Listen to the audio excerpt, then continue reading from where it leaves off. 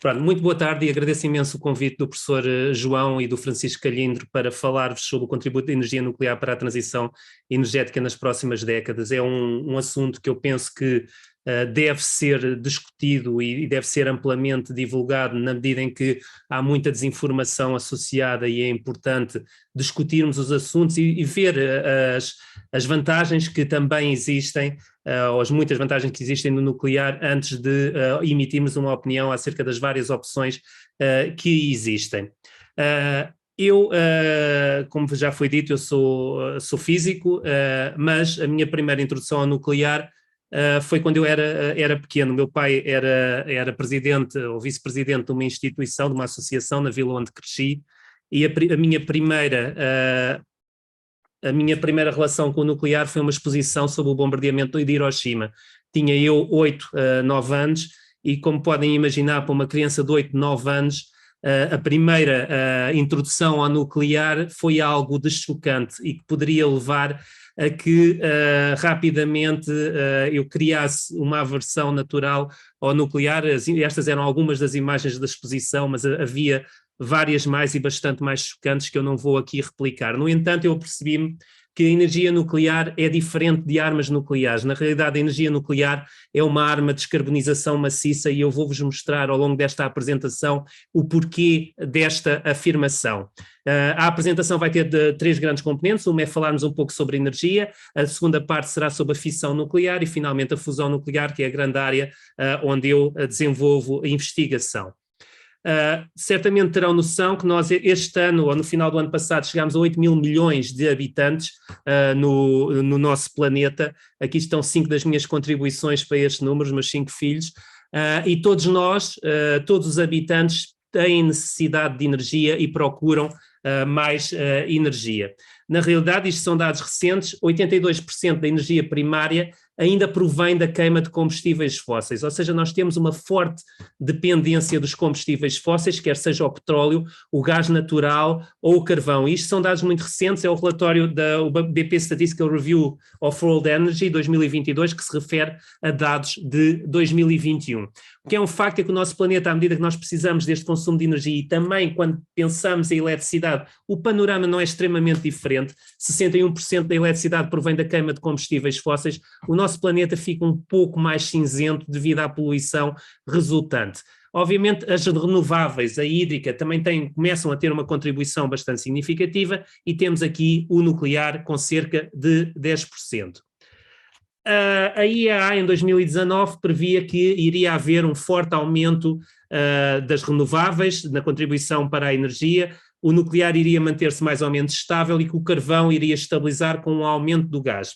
Infelizmente, o ano passado tivemos a guerra na Ucrânia, o corte do gás, do fornecimento de gás vindo da Rússia, e isto significa que vai haver um impacto que ainda hoje não é totalmente claro qual será, mas sabemos desde já que países, por exemplo, como a Alemanha, optaram por encerrar ainda o mês anterior, em abril, centrais nucleares, as 3 centrais que ainda tinham em funcionamento, sendo a substituição, o que os substitui, sobretudo, a queima de lignite que exploram também na Alemanha.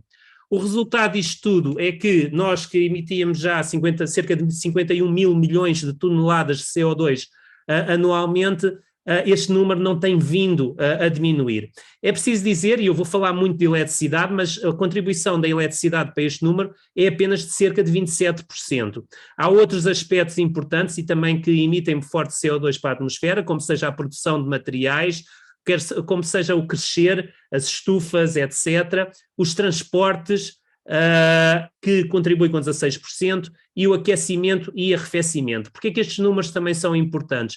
Porque parte da resolução do problema passa por eletrificarmos também alguns destes processos. E ao eletrificarmos estes processos, se não encontrarmos formas alternativas que não emitam CO2, não estamos a resolver o problema da forma mais correta. Na realidade, isto são dados da IAEA, a Em 2050 a eletricidade será cerca de 29,8% da energia consumida, sendo que hoje era à volta de 19,5%. Isto significa que vamos ter que produzir mais eletricidade e produzir mais eletricidade de forma limpa. O que eu gostava que vocês considerassem é também este gráfico que temos aqui, que é as emissões de CO2 distribuídas geograficamente, e se verificarem os Estados Unidos, cada habitante dos Estados Unidos produz muito mais CO2 que um habitante, por exemplo, da União Europeia. A China produz já mais cada habitante, em média, que um habitante da União Europeia, mas considerem que todos estes países que estão em desenvolvimento, de repente querem ter um nível de desenvolvimento de produção de CO2 e acabando num nível de produção de CO2 semelhante aos Estados Unidos. O que temos é o problema a agravar-se significativamente e com um forte impacto. Nós podemos fazer de conta, e muitos fazem de conta, que não existe aquecimento global, mas podemos olhar para este gráfico que eu penso que ilustra muito bem o problema, que é a evolução da temperatura ao longo dos anos, desde o início do século XX e até muito recentemente, e rapidamente se vê como existem efeitos mensuráveis do aumento de temperatura. Quais são as consequências? Ainda estão por determinar totalmente. Parece haver um aumento de fenómenos climáticos e, na realidade, não sei se viram o filme O Dia Depois da Manhã, que é ficção, mas havia alguns fenómenos climáticos extremos, mas temos visto alguns fenómenos climáticos extremos a acontecer muito nos últimos anos. Aqui está um furacão de categoria 4 em 2022, mas houve vários furacões de categoria 5 nos últimos anos e com forte poder destrutivo. Na realidade, podemos fazer de conta que não vemos o problema, não queremos falar sobre o problema e queremos ignorar totalmente, nem queremos ouvir falar sobre o problema, mas sendo um pouco mais inteligentes que os macacos, teremos a obrigação de refletir. E refletir passa por pensarmos como é que vamos inovar para zero de CO2. E inovar para zero de CO2 significa procurarmos soluções que emitam menos CO2 ou que sejam neutras do ponto de vista de emissão de carbono. Muitas vezes este inovar para zero é algo que que ganha preeminência, por exemplo, na publicidade. Não sei se lembram certamente o carro de emissão zero, há uns anos que apareceu. A questão aqui é, será que a eletricidade para os alimentar é de emissão zero? Se lembrarem do gráfico que eu mostrei, da produção de CO2, das várias formas de produção de eletricidade, rapidamente se aperceberão que, dependendo do país, este carro poderá ser mais ou menos de emissão zero. Ele é de emissão zero quando está a mover-se, mas não é de emissão zero quando está a carregar, porque a eletricidade que é produzida ainda muito depende do gás e do carvão em alguns sítios. E, na realidade, muitos dos materiais que estão envolvidos também são muito intensivos do ponto de vista energético, e estes carros elétricos requerem muito mais material que, por exemplo, um carro a diesel. Quando falamos do impacto, temos que ter em conta todos estes impactos na emissão de CO2 e também que todos estes processos consomem energia e que essa energia, não sendo limpa, também contribui para o efeito. Na realidade, o que precisamos é de milagres energéticos, e muitos desses milagres energéticos passam por novas formas de produzir energia ou melhores formas de produzir energia, e a par com isso precisamos também, a par com a inovação, pensar em eficiência, e eficiência passa por eficiência na produção, na transmissão e no consumo, pela flexibilidade em adaptar diferentes formas de produção de energia e diversidade nos nossos fornecedores para evitar ficarmos reféns de alguns países, como aconteceu com o caso do gás vindo da Rússia. É neste contexto que eu vos vou introduzir a energia nuclear como uma das tecnologias que pode contribuir para esta política. E, na realidade, já há alguns anos que tem vindo a ser dito em vários relatórios das Nações Unidas, este é o último, da UNESCO, que diz que os objetivos climáticos mundiais não serão alcançados se as tecnologias nucleares forem excluídas. Na realidade, a nuclear já tem um papel importante. 21,9% da eletricidade produzida na Europa em 2021 proveio da energia nuclear. Houve uma componente forte também de 23,47% em renováveis, que tem vindo a aumentar, a hídrica, mas ainda em 2021 havia uma forte componente do carvão e do gás natural. E, portanto, ainda temos um longo caminho para avançar para descarbonizar a produção de energia elétrica. Em França, é o país na Europa que mais depende da energia nuclear, e isto são dados de 2022, 69% da eletricidade produzida proveio da energia nuclear. O ano 2022 foi um ano anómalo, porque a França teve alguns reatores parados, o normal é cerca de 75%. Mas nem toda esta produção de energia nuclear francesa é para proveito direto e uso direto pelos franceses, porque a França exporta o equivalente a 7 reatores nucleares em pleno funcionamento para os países vizinhos.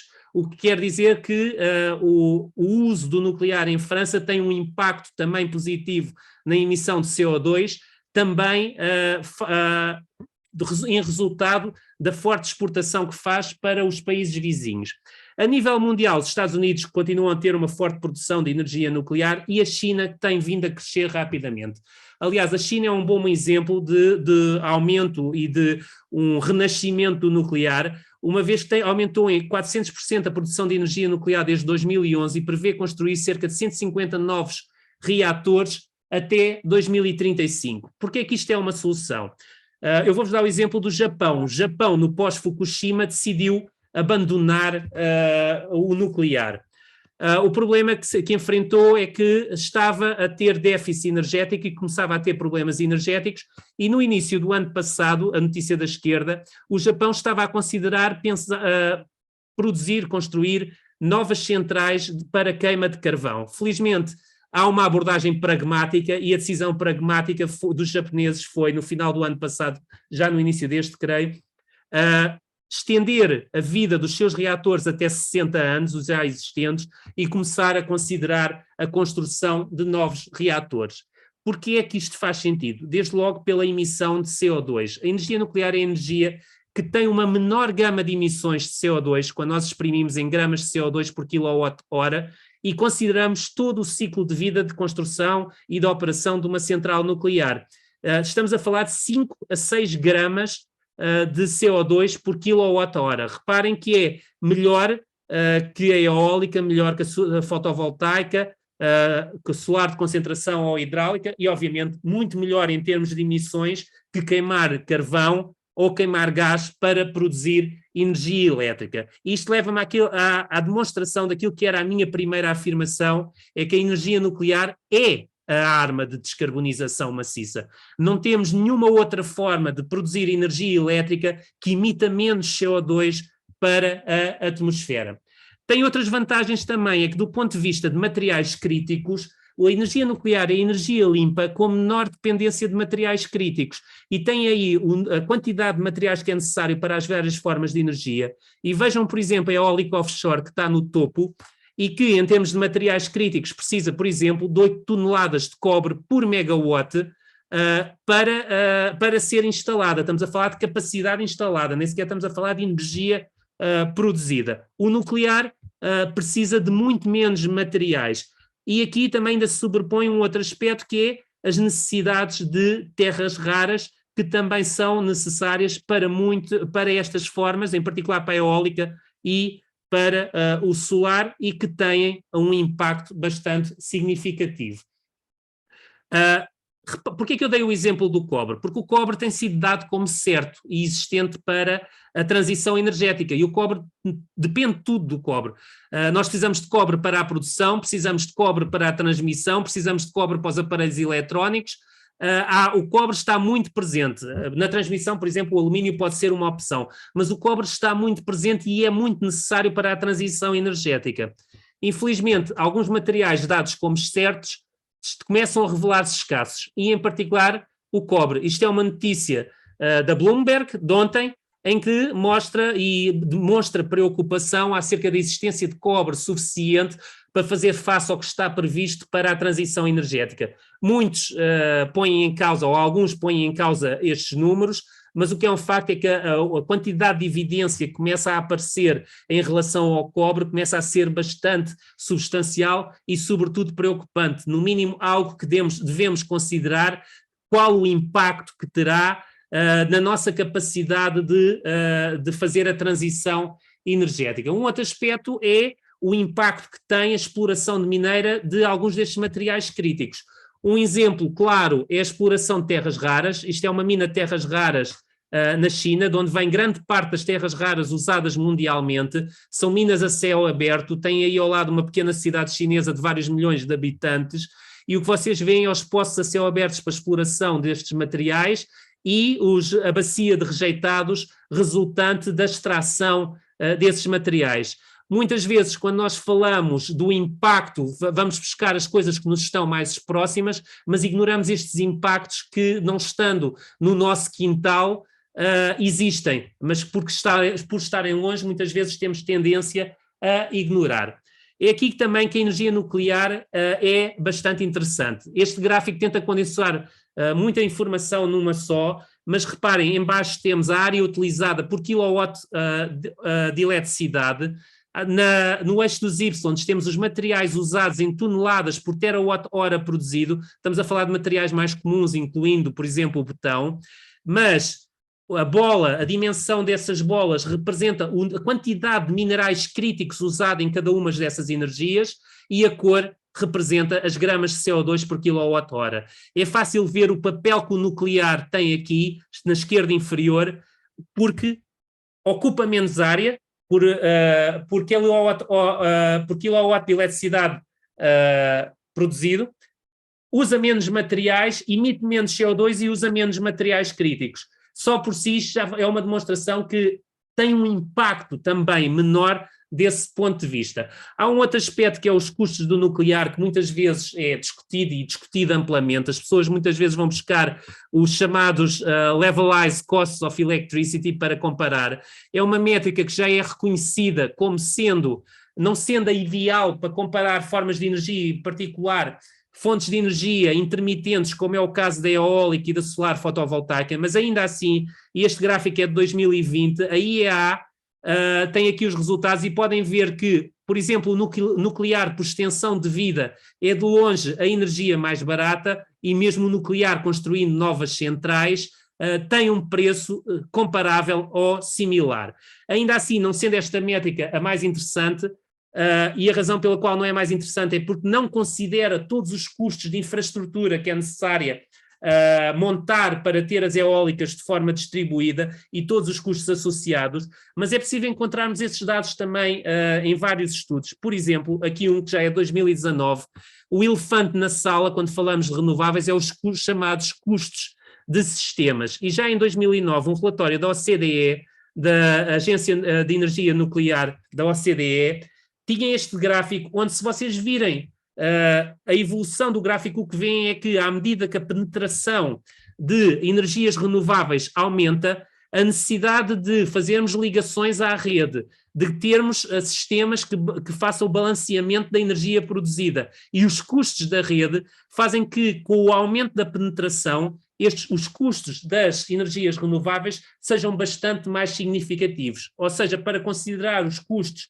de implementação de um sistema bastante dependente de renováveis, nós temos que ir além de olhar apenas para o custo de instalação de um gerador num determinado ponto, e temos que ter toda a consideração a todos os custos de sistema. Aliás, vários países pelo mundo têm começado a fazer esta análise. Temos aí em cima uma análise da Minnesota e que compara vários cenários e tem em conta já os custos totais do sistema, e temos abaixo um estudo feito para os Países Baixos com penetração de 50% de renováveis, e conclui-se que a melhor opção é uma solução que envolva renováveis e nuclear para conseguir baixar os custos, isto quando se toma em consideração todos os custos dos sistemas. Antes de avançar mais para o nuclear, eu gostava de vos mostrar e discutir um pouco a produção elétrica em Portugal. Isto é a produção em 2021, peço desculpa, eu não fui ainda fazer o gráfico de 2022, mas podem ver que em 2021 havia ainda uma dependência do gás natural, de 29,4%, o carvão em 2022 foi eliminado, não foi um ano seco, em 2021 tivemos ainda bastante hídrica, eólica, um pouco de solar e um pouco de biomassa. Acontece que mesmo em 2021 houve um saldo importador de 9,5%, um saldo importador que custou 711 milhões de euros ao país, no balanço comercial com Espanha. A questão agora é, o ano de 2022 foi diferente, foi um ano seco, pouca água, pouca hídrica, e o balanço total de importação chegou aos 20%. Qual foi o custo? 1.659 milhões de euros pagámos nós por esta eletricidade à Espanha. É verdade que poupámos no gás que não gastámos, porque provavelmente parte desta eletricidade seria produzida com gás, mas ainda assim o número é bastante significativo. E já agora uma curiosidade, se olharem os últimos 2 meses, em baixo, peço desculpa, mas isto está a trocar, sim, em baixo temos abril, o mês passado, em que 36,5% da nossa eletricidade foi importada de Espanha, e já em março 28,5%. No início do ano houve muita hídrica, ou choveu, e estes números foram inferiores, mas a situação claramente não tem sido brilhante. Temos importação e obviamente isto vai ter um custo. A questão aqui é, muitas vezes afirmamos Portugal, somos contra o nuclear. Será que Portugal não consome energia nuclear? Bom, há aqui um aspecto importante, este é um gráfico de há 2 dias. Temos aí, vemos que havia pouco vento, tínhamos o solar até a produzir bastante. Estamos num período em que não há muita água e havia pouca hídrica, e temos uma forte dependência de Espanha que chegava quase a 2 gigawatts. Era de cerca de 30,18% a esta hora, que era meio-dia, da eletricidade provinha de Espanha. Ora, em Espanha, 15,82% desta eletricidade era nuclear, o que significa que neste momento em que eu olhei para o Electricity Apps, quase 5% da nossa eletricidade era nuclear. Este valor às vezes chega a ser superior e pode ir até 10%, dependendo do período. Vejam, vão seguindo o Electricity Maps e podem conseguir obter alguns destes números. A questão aqui é, quando nós falamos do nuclear, muitas vezes a atitude é mais ou menos esta, que é, por muito que seja segura, a central nuclear, para nós seguro significa longe da nossa casa. E é o chamado not in my backyard, o NIMBY effect. É importante desmistificarmos um pouco isso. E muitas vezes passa por uma percepção de segurança. Obviamente muitos de vós certamente concordarão com isto, a energia eólica é segura, tem algum impacto, há alguns pássaros, há alguns insetos, mas pronto, de regra geral concordarão que é segura, mas às vezes as coisas correm mal. Isto ocorreu em 2011, durante uma tempestade, foi na Escócia, mas se vocês quiserem procurar pelo YouTube vão encontrar vários vídeos de aerogeradores a arderem. É muito raro, ainda assim, se formos contabilizar para todos os aerogeradores, mas é algo que pode acontecer, é muito pouco provável, mas temos que considerar os impactos. E os impactos, imaginem, se ocorre isto num período de seca em Portugal. Infelizmente nós sabemos o que é que pode ocorrer com um acidente. Ainda que me digam que à volta dos aerogeradores os terrenos estão limpos e até podem funcionar como barreiras de incêndio. Mas o que é um facto é que muitas vezes as coisas podem correr mal e nós temos que considerar que existe também um risco associado, ou seja, o problema é a percepção de segurança. E a percepção que temos é que o nuclear é perigoso. Mas a realidade é que a energia nuclear está entre as energias que resultam em menos mortes por terawatt-hora de energia produzida. O que temos aí representado são as mortes por acidentes e poluição do ar, por terawatt-hora. Claramente carvão e gás são resultam em bastantes mortes. E no nuclear, que está aí em baixo, temos as mortes resultantes do acidente de Fukushima, que são 0, basicamente, embora aqui foram consideradas 400 mortes, eu já vos explico porque é que é 0, foram consideradas 400 para este gráfico, e de Chernobyl, onde são considerados 4.000 mortes, embora esse número muito provavelmente é muito superior à realidade. E ainda assim, se considerarmos os acidentes e a poluição resultante, a energia nuclear está entre as energias que resulta em menos mortes. Aliás, há um estudo mais recente também, da UNES, e que também tem dados que também estão num artigo, e o que vem aí são os danos à saúde humana. Tem uma unidade, que eu não me lembro da tradução, peço desculpa, podem ver depois o artigo, por quilowatt-hora, e o que podem ver é que o nuclear causa danos que podem ser considerados inferiores à solar fotovoltaica, por exemplo, e comparáveis à hídrica, obviamente um pouco superiores que a eólica, mas se considerarmos também os danos à qualidade do ecossistema, é muito comparável à eólica. Ou seja, a avaliação do impacto ao longo do tempo de vida para várias fontes de energia de baixo carbono também é bastante favorável para o nuclear. E há ainda o custo social associado ao encerramento de centrais nucleares. Há um artigo interessante onde podem ver este estudo, é do MIT ou de Berkeley. O encerramento de centrais nucleares na Alemanha totalizaram já um custo social elevado da ordem de 12 mil milhões de dólares por ano, isto desde Fukushima. E isto resulta sobretudo dos aumentos nas emissões de carbono e poluições de ar. Considerem, há um outro estudo que estima que o número de mortes adicionais resultantes do encerramento das centrais nucleares é de cerca de 1.100 pessoas por ano. Ou seja, há um impacto grande do encerramento das centrais nucleares na Alemanha. Infelizmente, é algo que até os ursos polares conseguem perceber em termos, peço desculpa pela brincadeira, mas hoje enviaram-me este cartoon e eu achei muito giro, que faz todo o sentido considerar a energia nuclear para parar o aquecimento global, para parar as emissões de CO2. E o que nós temos muitas vezes que combater quando divulgamos o nuclear e discutimos o nuclear é uma percepção. E eu tenho aqui um exemplo do que é que eu quero dizer com isto de percepção. Uma vez ia a passear por um país de expressão portuguesa e vejo isto, central de corrupção, e posso-vos dizer que a minha primeira tentação foi pensar: estes tipos estão organizados muito mais do que nós, que isto cá por cá é tudo à balda. Acontece que, andando mais um pouco, o que se via era Gabinete Central de Combate à Corrupção. Eu uso este exemplo porque eu acho que é uma boa ilustração de que a realidade tem vários ângulos. E se nós não vemos a realidade pelo ângulo certo, ou por todos os ângulos, corremos o risco de ter uma visão completamente distorcida. E isto leva-me a discutir um pouco mais a energia nuclear. Certamente vocês saberão, se não eu vou fazer uma pequena introdução.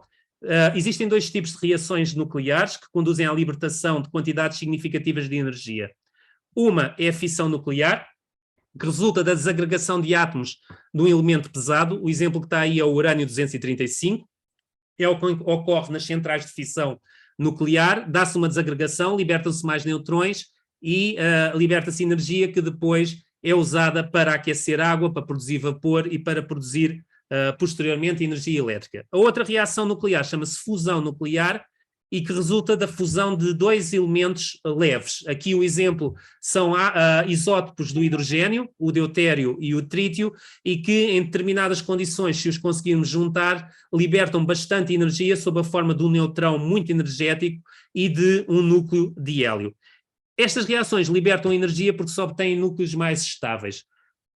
O importante aqui é que libertam mesmo muita energia. E só para comparar, a reação de fusão liberta 4 milhões de vezes mais energia que a queima de combustíveis fósseis. O que tem aí representado é a quantidade de combustível necessária para fazer funcionar uma central de 1 gigawatt ao longo do ano. Seriam preciso 2 milhões de toneladas de carvão, 1.300.000 toneladas de petróleo, cerca de 30 toneladas de óxido de urânio e apenas 600 quilos de deutério. É quão eficientes são as reações nucleares, quer sejam a de fusão, quer sejam a de fissão, no uso de combustível, porque são bastante mais, o combustível tem muito mais densidade energética. Um pouco mais sobre fissão nuclear.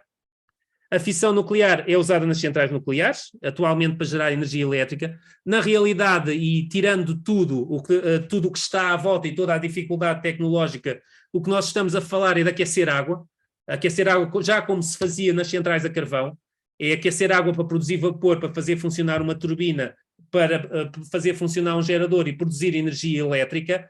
O que estamos a substituir é a fonte de calor por uma fonte de calor muito mais eficiente do ponto de vista de densidade de energia e que permite-nos produzir uma grande quantidade de energia elétrica.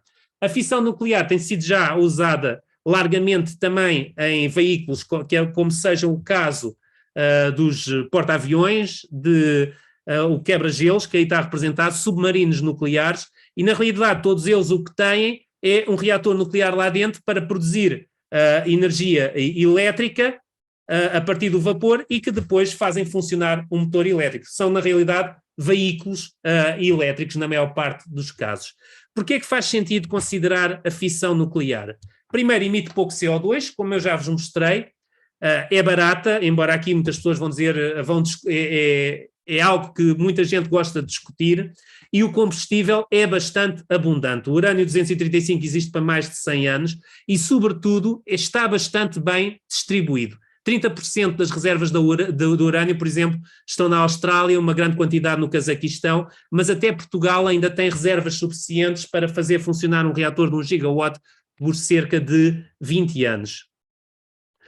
Obviamente, associada à fissão nuclear existem muitos medos, desde logo a proliferação de armas, o que está errado. Um reator de fissão nuclear usa urânio empobrecido, está muito longe de ter o enriquecimento necessário para produzir uma arma nuclear e ter um programa civil para a produção de energia elétrica não é o mesmo que ter um programa militar para a produção de armas nucleares. Há as questões da segurança, que eu falarei um pouco mais, e há as questões dos resíduos, e associados a estes dois, o impacto ambiental que muitas vezes as pessoas associam a um acidente nuclear. Começando pelas questões dos resíduos, as pessoas falam em resíduos nucleares, pensam que os resíduos nucleares são imensos e espalhados por todo o lado e que são largados em todo o lado, mas na realidade, se toda a eletricidade que nós consumimos ao longo da nossa vida fosse produzida com energia nuclear, os resíduos nucleares caberiam numa lata de refrigerante. Na realidade, se fizermos as contas para um português, caberiam num terço de uma lata de refrigerante. Uma lata de refrigerante é o necessário para os resíduos nucleares de um americano que usa 2,7 vezes mais eletricidade per capita que em Portugal. Ou seja, por ser uma fonte de energia muito densa, também os resíduos produzidos são bastante densos e em quantidade pequena. Gostava que considerassem, estes são todos os resíduos radioativos de alto nível produzidos na Suíça desde 1970 e cabem num edifício pequeno. Estamos a falar de um edifício 68 por 41. Aí, eventualmente, só não estão os resíduos dos últimos 5 anos que ainda deverão estar a arrefecer em piscinas. Isto corresponde a cerca de 1000 terawatts-horas até 2021, que corresponde a toda a eletricidade consumida em Portugal em 20 anos à taxa atual de consumo. E isto são os resíduos. Se nós considerarmos todos os resíduos produzidos por todas as centrais nucleares mundiais, caberiam num campo de futebol com 3 metros de altura. Obviamente, estamos a falar dos resíduos todos juntos, os resíduos não estão todos empilhados juntos, regra geral estão em contentores seguros, podem ver que há um homem próximo dos resíduos e é perfeitamente seguro, e aliás é tão seguro que a COVRA, que é uma organização central para resíduos radioativos nos Países Baixos e que armazena todos os resíduos de alto nível do país, é também um museu público e galeria de arte que recebe muitas exposições. É possível andar lá dentro e estar próximo sem problemas. Isto resulta da alta densidade de energia e uma pellet de urânio de 2,5 centímetros de altura.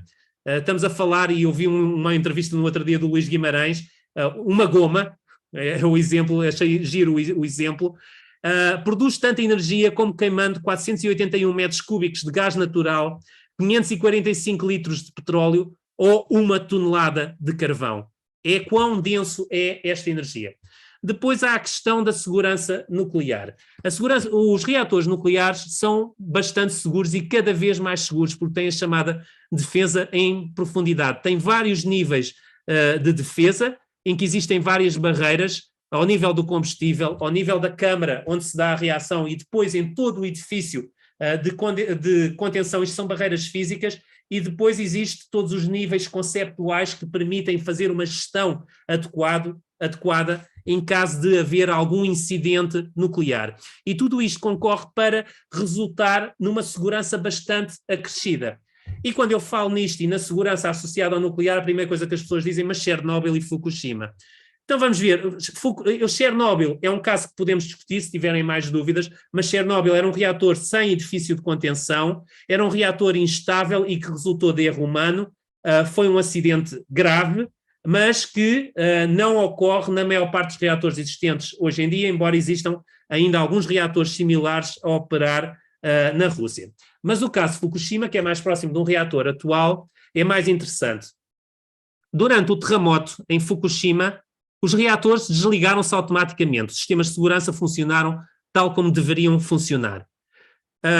Há uma central muito similar a cerca de 70 km a norte de Fukushima que passou pelo mesmo processo e não sofreu nenhum problema, todos os sistemas de segurança funcionaram.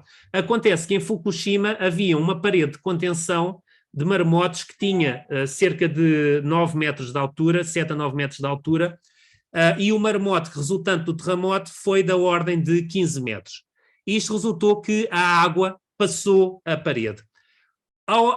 Apesar do reator ter desligado e estar todos os sistemas de segurança a funcionar, o que isto resultou foi que a água inundou os geradores auxiliares que forneciam eletricidade aos sistemas de segurança. E a partir daí deixámos de ter eletricidade a bombear água, os reatores começaram a aquecer, os núcleos começaram a derreter, com o aquecimento a água começou a evaporar e a determinadas temperaturas a evaporação de água produz hidrogênio, e o que aconteceu, e as explosões que vêem, um reator nuclear não explode, as explosões que se vêem, 5 sucessivas em Fukushima, 3 em reatores, 2 em piscinas, resultaram da acumulação de hidrogênio. Hidrogênio explode. E foi isso que explodiu em Fukushima. E aconteceu porque os reatores em Fukushima não tinham umas válvulas de escape para o hidrogênio, que a maioria dos reatores atualmente tem, e que nos países da OCDE a grande maioria já tinham, e que auxiliariam a reduzir a pressão de hidrogênio no interior do reator. Ainda assim, ao explodir, os escombros de todo este edifício de contenção caem em cima do núcleo, e resultou que reduziram a quantidade de emissões para o exterior. As emissões radioativas de Fukushima foram cerca de 10% das emissões que ocorreram em Chernobyl. Atualmente, os números apontam para 400 mortos associados a Fukushima. O problema é que esses 400 mortos resultaram do processo de evacuação e não há casos associados a a resultados de doença resultante da radiação. Na realidade, há um caso que foi a tribunal de uma pessoa que faleceu, mas com cancro do pulmão, mas que também era fumador. E é o único caso em que há alguma dúvida em relação à causa e efeito. Relatórios recentes, na realidade, dizem que a radiação na área de Fukushima está ao nível da radiação de fundo e a incidência de cancro de tireoide, leucemia ou outras doenças não é diferente de outros locais no Japão. Isto é um estudo da Anskier, realizado 10 anos após o acidente. Hoje reconhece que um dos grandes erros em Fukushima foi dar início a todo o processo de evacuação. E depois temos as situações de guerra. A invasão de Zaporíjia, que tem levado a muita discussão acerca se é seguro ou não é seguro. Não se deve, uma central nuclear, à semelhança de uma barragem, está protegida pela Convenção de Genebra, não é esperado que sejam atacadas, são instalações civis, e apesar de tudo, neste caso tivemos uma invasão, há danos, é posto em risco a segurança nuclear, que não deveria acontecer, mas eu diria que, apesar de tudo, Zaporíjia tem demonstrado quão resiliente consegue ser o nuclear, porque tem havido falhas de energia, os sistemas de segurança têm funcionado, os sistemas secundários têm funcionado, houve inclusive uma altura em que um reator estava a funcionar para fornecer energia a todos os outros, mantendo a segurança. Ou seja, há uma situação excepcional, pode ser perigosa, ainda assim tem demonstrado a resiliência deste tipo de reatores. E quando falamos de Zaporíjia e da central nuclear, não nos podemos esquecer que é tão perigoso atacar uma central nuclear como poderia ser atacar uma barragem. E, infelizmente, também já aconteceu em Zaporizhia, em 1941, no auge da Segunda Guerra Mundial. A barragem foi rebentada pelas tropas soviéticas, a onda de água que se formou matou entre cerca de 20 mil a 100 mil pessoas. É o número de vítimas associadas a esta barragem. Ou seja, o que acontece é perigoso, mas é perigoso e vários outros ataques a outro tipo de instalações também pode ser extremamente nocivo. É, portanto, importante vermos que a segurança tem vindo a aumentar em termos das centrais nucleares. Hoje em dia estamos a avançar na construção de várias centrais de geração 3, com melhorias no design, que têm uma segurança melhorada ao nível dos sistemas de segurança. Muitos deles já se pensam terem segurança passiva para funcionarem mesmo na ausência de eletricidade, e há também muito trabalho a ser feito na chamada geração 4 e múltiplas variedades de reatores, desde os pequenos reatores modulares até os reatores convencionais e maiores, com diferentes tipos de combustíveis, com capacidade para consumir melhor o combustível e reduzir a quantidade de resíduos, e tem havido um avanço bastante significativo e realmente está a haver um renascimento do nuclear. É importante também não esquecer que as aplicações dos reatores nucleares podem ir além da produção de eletricidade e, por exemplo, na Ucrânia, os reatores nucleares são usados para produzir calor e distribuir calor às populações. Aliás, um dos reatores em Zaporizhia ainda está a funcionar a muito pouca potência para fornecer calor a Energodar, que é a cidade mais próxima. Se podem servir para dessalinizar a água, mas depois para muitos outros processos industriais que podem usar calor, ou a eletricidade pode também ser usada para produzir o hidrogênio, ou ainda processos térmicos para a produção de hidrogênio. Ou seja, existem vários outros processos que podem ser usados e que têm utilidade e que podem ser alavancados num reator nuclear. Bom, dito isto, os reatores nucleares são importantes, podem ser importantes para a descarbonização. Acho que temos que apostar mais nos reatores nucleares, e podem ser um passo necessário até conseguirmos a fusão nuclear. O que é isto da fusão nuclear? E porquê é que a fusão nuclear pode também ser interessante? Bom, a fusão nuclear é a reação que ocorre nas estrelas. É a reação que produz o calor do Sol, e para que ocorra é necessário um meio denominado o plasma, o chamado quarto estado da matéria, para o qual e do qual 99,9% da matéria visível no universo está no estado de plasma. Como é que se forma um plasma? Da mesma forma que passar do estado sólido para o estado líquido e do líquido para o gasoso nós temos que dar energia, se continuarmos a dar energia conseguimos passar do estado gasoso para o estado de plasma. Arrancamos os eletrões dos seus núcleos e passamos a ter uma nuvem de íons e eletrões, e é isso que é um plasma. Na realidade, a definição oficial de plasma é um gás ionizado, globalmente neutro, porque o número de cargas negativas, os eletrões e os íons, são mais ou menos iguais, e que exibe um comportamento coletivo. Isto quer dizer que tem fenómenos em que, se nós introduzimos uma perturbação, ele reage para se reajustar. Esta é a definição de plasma, e os plasmas são bastante prevalentes na natureza. Já vos disse as estrelas, mas os ventos solares e os resultantes das tempestades solares são plasmas que vêm em direção à Terra, os quais, quando encontram o nosso campo magnético terrestre, formam as auroras boreais. Temos plasmas nos relâmpagos, podem ser usados os plasmas para processos industriais, aqui, por exemplo, para cobertura de cerâmicas, ou para motores de satélites, podem ser usados como ferramentas de corte, como ferramentas de soldadura, ou como nós fazemos no nosso laboratório, para produzir grafeno e derivados de grafenos, um processo do qual temos 4 patentes internacionais, nem todas pendentes, já temos algumas atribuídas nos Estados Unidos, na Europa e no Japão, e do qual, por exemplo, isto é um exemplo, usamos plasma para produzir grafeno 99% puro. O que estão a ver aí são folhas de carbono com um átomo de espessura. Na realidade, os plasmas são muito variados em densidade, que é o número de partículas por unidade de volume, e em temperaturas, que vão desde os plasmas ultrafrios até aos plasmas ultraquentes. O nosso Sol tem uma densidade elevada, mas tem uma temperatura menor do que a forma como nós vamos produzir fusão nuclear na Terra. E é aqui que vou introduzir a fusão nuclear por confinamento magnético.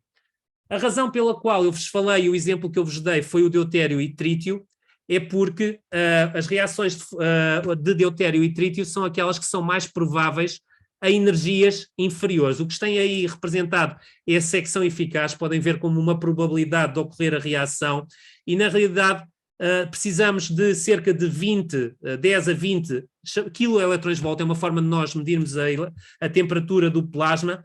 Para conseguir atingir a reação de fusão nuclear com deutério e trítio, precisaríamos de muito mais para deutério-deutério ou para deutério-hélio-3, próton-boro ou hélio-3, hélio-3.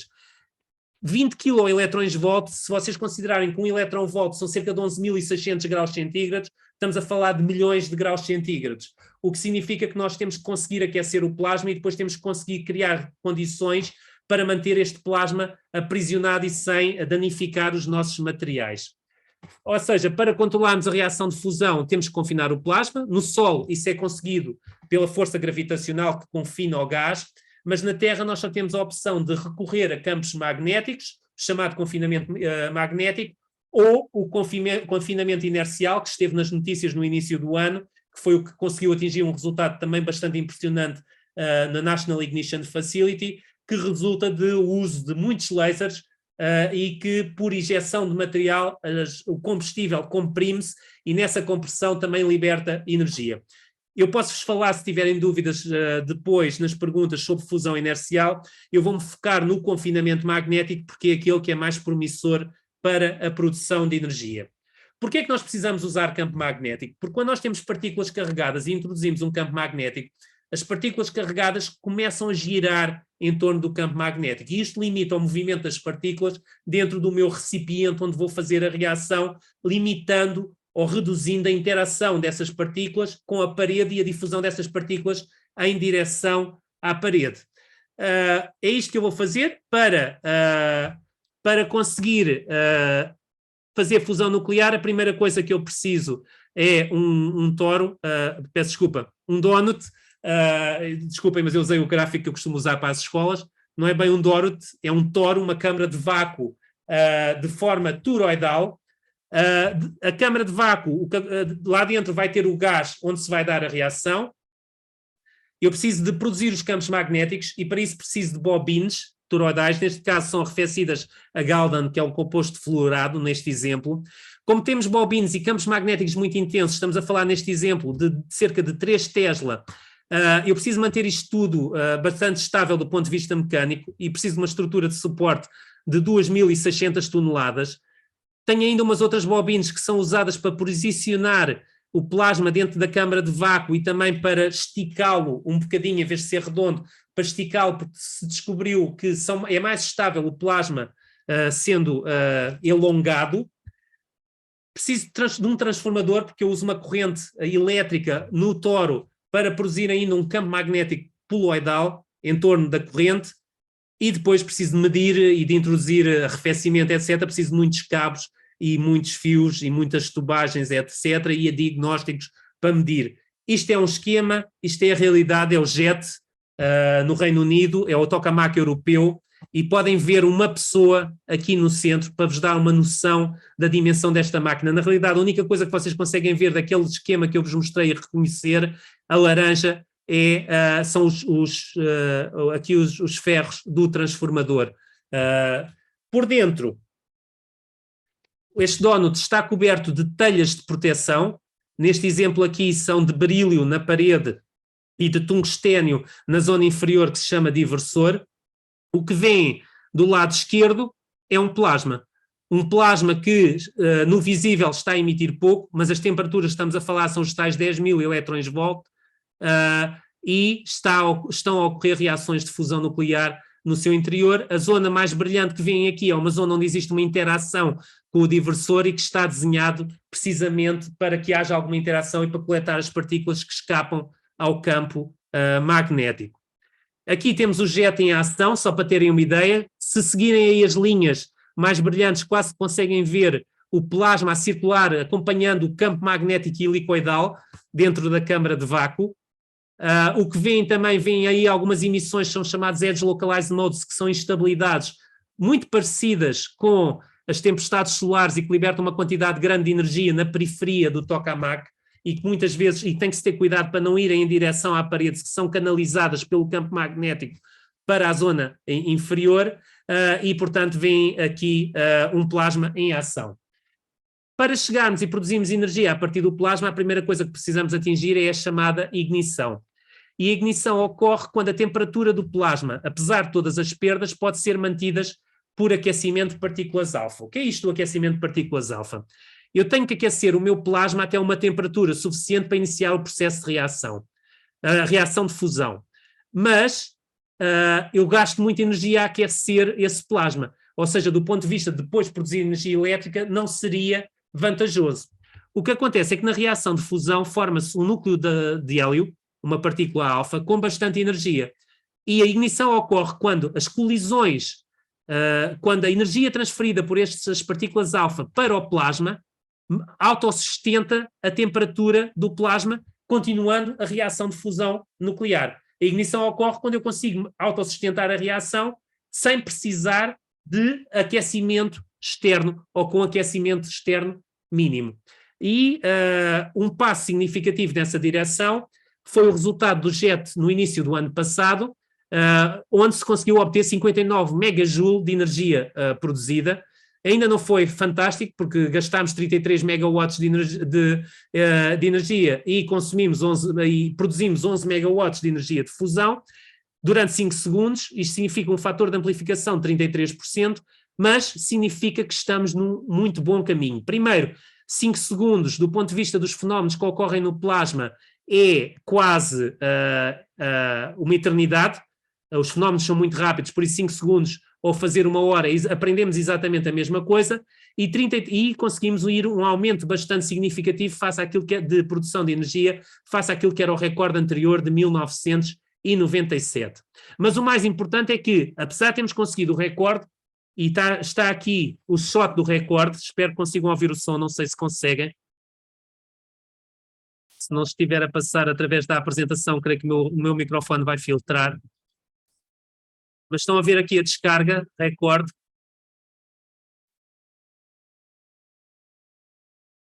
Pronto, viram uma descarga recorde com uma produção de energia de 59 megajoule. A questão é que nós sabemos o que é que falta. E o que falta é volume. Volume ao plasma. Nós precisamos de uma máquina maior para permitir que as partículas de alfa colidam o suficiente com o plasma para autossustentar a reação. E isso chama-se ITER, o International Thermonuclear Experimental Reactor, que está em construção no sul de França, e reparem, está aqui um homem em baixo. A máquina passou de 80 metros cúbicos de volume para 840 metros cúbicos de volume. A missão é provar a viabilidade científica e técnica da energia de fusão, uma potência de 500 megawatts que vai operar cerca de 300 segundos até 1 hora e produzir 10 a 20 vezes mais energia de fusão do que aquela que consumimos. Não vai transformar ainda em energia elétrica, e eu já vos explico porquê. Ao fazermos isto, vamos testar a integração de todas as tecnologias necessárias para uma central elétrica de fusão nuclear. O custo do projeto, atualmente, eu creio que está na ordem dos 26 mil milhões de euros. É um projeto de 40 anos, talvez mais, bastante tempo de construção, cerca de 20 anos, porque é extremamente complexo do ponto de vista de engenharia, do ponto de vista de ciência, tem uma complexidade bastante grande. No entanto, e muitas vezes as pessoas associadas à ciência dizem que isto é caríssimo, é uma montanha de dinheiro, eu gostaria que vocês considerassem em perspectiva quanto é que custou a guerra no Iraque. Seriam cerca de 34 ITERs. Se nós considerarmos, por exemplo, a organização dos Jogos Olímpicos, cada 2 Jogos Olímpicos pagariam um ITER, quer seja inverno, quer seja verão. Ou seja, na realidade, no contexto mundial, o ITER é barato, e tendo em conta aquilo que é a promessa de produzir uma grande quantidade de energia elétrica, é um investimento que vale a pena. O ITER é também fantástico e excepcional do ponto de vista de números. Só para terem uma ideia, vai usar 80 mil quilómetros de supercondutor de neobírio-estanho, só para as bobinas toroidais. Cada bobina pesa 360 toneladas, o ITER tem 18, é o peso de um Boeing 747 completamente carregado, usa 23 mil toneladas de metal, 360 mil toneladas de betão só nas fundações antissísmicas e paredes, é o peso do Empire State Building, tem 10 milhões de vezes mais componentes que um Airbus 380, a temperatura no centro serão cerca de 150 milhões de graus centígrados, é 10 vezes a temperatura do centro do Sol e está muito para além da temperatura da superfície do Sol, que são 6.000 graus centígrados, o volume já vos disse, 840 metros cúbicos e tem uma altura de 73 metros. Isto são as bases antissísmicas, onde fica a laje, onde assenta o ITER. O objetivo aqui é que o ITER sobreviva a um terremoto que ocorre no sul de França uma vez em cada 10 mil anos, mas se este ocorrer, isto abana, mas não parte o edifício. Aqui temos o edifício em construção, que estão a ver ali ao Torzol, e o que vem do lado esquerdo, o buraco, é o chamado Tokamak Pit, que é onde fica o Tokamak, aqui já com o edifício completo, e o que eu gostaria que vos vissem, aqui estamos dentro do Tokamak Pit. O que vocês veem aí são paredes de betão, especificação nuclear, com 2 metros de espessura, com várias portas, que são as portas de acesso à máquina, onde ficarão os sistemas de aquecimento, os diagnósticos, etc. E isto é todo o Tokamak Pit antes de receber a máquina. Isto é uma das bobinas toroidais, só para vos dar noção de tamanho, as tais que têm 270 toneladas. E isto é a instalação do primeiro setor dentro da máquina em maio de 2022, e o que vem aqui é parte da câmara de vácuo, ainda sem receber as telhas na parede. O que vem também é uma bobina magnética à volta, e tem aqui uma coisa pequena à volta, que é o chamado escudo térmico coberto a prata, que pretende isolar o calor do interior da bobina supercondutora que está arrefecida com hélio líquido. E este é o primeiro plasma do ITER.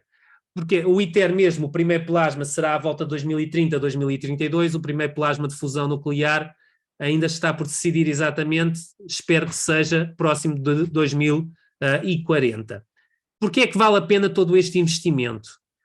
Porque a fusão nuclear é limpa, produz pouco CO2, produz poucos resíduos radioativos, os que produz decaem muito rapidamente e é apenas nos materiais que estão próximos do plasma e da produção de neutrões, porque o ITER produz neutrões. A reação de fusão nuclear liberta um neutrão, com deutério e trítio liberta um neutrão muito energético. O combustível é abundante, o deutério existe na água do mar para 3 vezes 10 elevado a 11 anos, e o lítio existe na Terra para 30 mil anos e nos oceanos para 30 milhões de anos. Eu já vos explico porque é que estou a falar do lítio e não do trítio, mas antes de lá chegarmos, com o deutério existente em 45 litros de água e o lítio existente numa bateria, eu consigo produzir tanta energia como queimando 40 toneladas de carvão. Um outro aspecto importante é o decaimento radioativo. Os materiais em contato com o reator, com o plasma e com os neutrões têm alguma atividade, mas decaem muito rapidamente e está a ser feito um forte esforço de desenvolver materiais que tenham um decaimento ainda mais rápido para níveis inferiores à radioatividade natural do carvão em menos de 100 anos. É competitiva, estima-se que possa vir a ser competitiva e comparável, por exemplo, à eólica ou até mesmo à nuclear. Aqui o que estão representados são os custos externos e, sobretudo, é segura. O que é que eu quero dizer com segura? Aqui vão ver o que é que acontece quando algo falha. É uma descarga também do jet, em que havia um movimento, vocês vão ver na zona inferior, em que havia um varrimento para depositar, para espalhar a deposição de energia, mas algo vai correr mal nesta experiência. Estão a ver, este movimento era induzido, mas o plasma começa-se, há um sensor que falha, o plasma começa-se a mover em direção à parede e viram rapidamente o campo magnético abre-se todo, toda a energia é libertada, chama-se uma disrupção, mas a reação simplesmente acaba. O difícil é mantê-la a funcionar. Se fosse fácil mantê-la a funcionar, nós já teríamos hoje fusão nuclear provavelmente a produzir energia elétrica. Nós fazemos isto tudo porque queremos manter as luzes acesas e chegar a uma central elétrica de fusão nuclear. E o que é isto? É uma central que estamos a apontar para uma central que possa ser até 1 gigawatt, a dimensão de uma central típica de fissão nuclear, e no fim o que nós estamos a fazer é simplesmente a mudar a fonte de calor.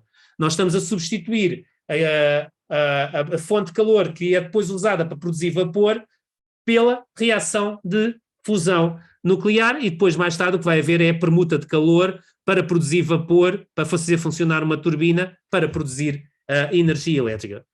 Onde é que isso acontece? Bom, num módulo que se chama o breeding blanket, que é uma zona que fica na parede do tokamak e que é muito importante, na medida em que é uma zona que tem uns compostos com lítio, e o lítio entra aqui porque o trítio não é abundante na natureza. O trítio tem um tempo de meia-vida de cerca de 12 anos, o que significa que se eu tiver hoje 1 kg de trítio, daqui a 12 anos já só tenho metade. E daqui a 20 anos já só tenho 1/4. O que quer dizer, como escolha de combustível, não é brilhante, até porque o inventário de trítio mundial é da ordem das dezenas de quilogramas. E é produzido num reator no Canadá, um CANDU, e é aí que se é produzido o trítio. Acontece que o neutrão que se produz na reação de fusão nuclear não interage com o plasma e vai direto às paredes. Se nós tivermos compostos de lítio na parede, esse neutrão reage com o lítio, produzindo trítio e hélio 4, e hélio, uma partícula alfa novamente, mas também resulta a energia que, se houver um fluido a circular, pode ser extraída. Ou seja, a ideia aqui é usar o trítio e ao mesmo tempo que o lítio, ao mesmo tempo que estamos a produzir o trítio, estamos a fazer a permuta de calor para depois produzir a energia elétrica.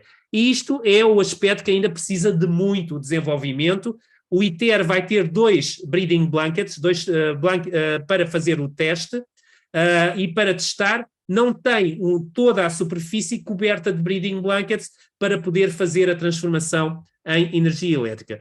Aliás, quando nós falamos de fusão nuclear, existem vários desafios.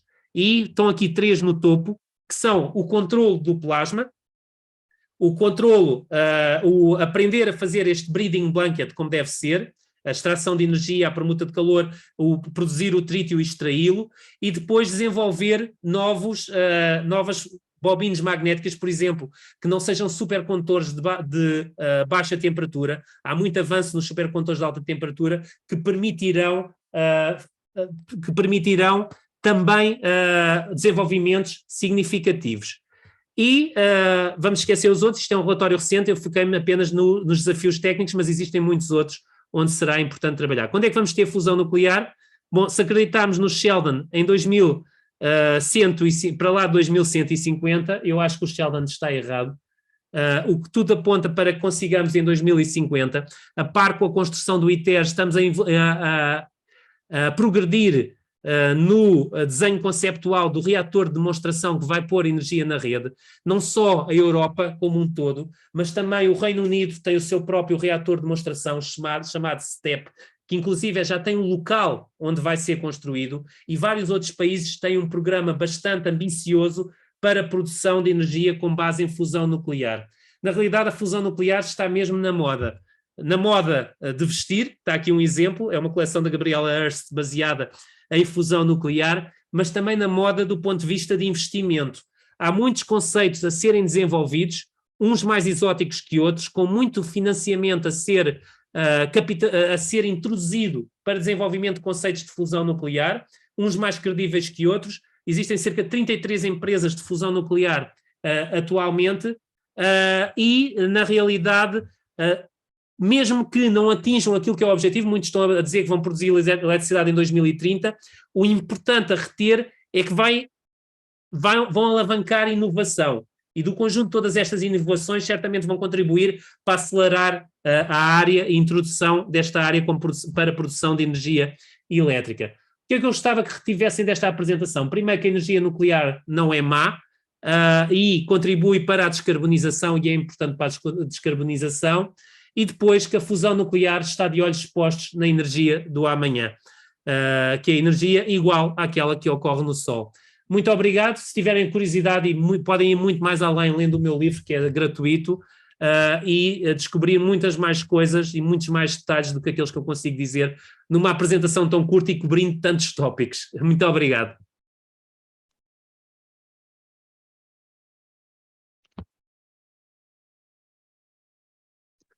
Se tiverem perguntas, talvez levantem a mão. Bruno, antes de mais, conseguem-me ouvir bem? Sim, sim, perfeitamente. Antes de mais, Bruno, agradecer-lhe por nos presentear com esta excelente apresentação. O Bruno é um ótimo orador, nota-se que tem o dom da palavra, domina muito bem estes assuntos e com uma quantidade enorme de informação que penso que tenha sido bastante útil para todos os presentes. Passou desde a energia no geral, depois aprofundando pela fissão e por fim chegando aqui à vida uma mais-valia. E quem sabe este webinar tenha sido uma motivação aqui para nós no ISEC começarmos a abordar, quem sabe, estas temáticas nas unidades curriculares e os restantes participantes também começarem a prestar mais atenção a estes temas. Antes de passarmos às perguntas, resta-me então agradecer ao Bruno pela sua presença, por ter aceito o nosso convite e dizer também, reforçar o que o Bruno já reforçou, para todos os interessados. O Bruno teve a amabilidade de disponibilizar o seu livro de forma gratuita, podem, através do link no e-mail de divulgação. É um livro bastante acessível, com uma linguagem muito clara e concisa, tal como foi a apresentação, e serve como um complemento alargado a este webinar, quem tenha interesse em aprofundar alguns destes conceitos. Da minha parte é tudo. Vamos passar então às questões. Se alguém tiver questões, façam o favor de talvez enviar aqui mensagem para o chat. Ou levantar a mão, podemos habilitar o microfone. Desde logo, há uma pergunta no chat que diz se eu posso partilhar a apresentação. Posso, mande-me um e-mail, se for ao link do livro encontra lá os meus contactos, quer seja LinkedIn ou através do e-mail, ou pode pedir ao Francisco. Eu terei todo o gosto em enviar a apresentação. Eu gravei a apresentação, como vos disse, e irei também disponibilizá-la no site do livro. Já estão lá outras apresentações, entrevistas, etc., até artigos de opinião. O site terá sempre esta informação disponível, mas terei todo o gosto em disponibilizar os slides. Mande-me um e-mail, eu agradeço, porque eu não sei se vou conseguir copiar o e-mail antes mesmo de acabarmos a apresentação. Anabela Carvalho. Boa tarde, conseguem-me ouvir? Sim, perfeitamente. Pronto, eu sou docente no ISEC, portanto, antes de mais, queria efetivamente agradecer-lhe esta apresentação, agradecer também ao Francisco que esteve na gênese deste convite, não é? E muito bem. Portanto, aqui em termos de questões, o que é que eu estava aqui a pensar? Depois da sua apresentação, porque efetivamente a energia nuclear é quase vista assim como, entre aspas, um bicho-papão, não é?